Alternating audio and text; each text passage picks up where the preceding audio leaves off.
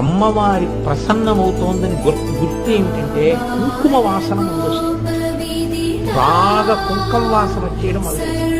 మీరు కాసేపటికి గమనించి ఏంటి ఇంత కుంకుమ వాసన అని చుట్టూ చూస్తే ఎక్కడ ఉండదు.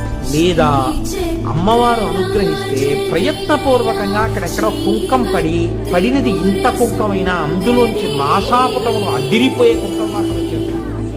అంటే అమ్మవారు అక్కడే ఉండి అనుగ్రహించేస్తోందని గుర్తు. ఇది ధ్యానమగ్నులైన వారికి మాత్రమే తెలుస్తుంది రహస్యం. కాబట్టి అమ్మవారి అనుగ్రహం ఒకటి లోకంలో మీరు బాగా జ్ఞాపకం పెట్టుకోండి. హనుమ యొక్క అనుగ్రహం ఒకటి. ఈ రెండు చాలా తొందరగా వచ్చేస్తాయి, చాలా తొందరగా కలుగుతాయి. ఎక్కువ సమయం పట్టదు, చాలా తొందరగా అమ్మవారు అనుగ్రహించేస్తుంది. తల్లే అమ్మ. ఉత్తరాఖండే శ్రీ హయగ్రీవాగస్త్య సంవాదే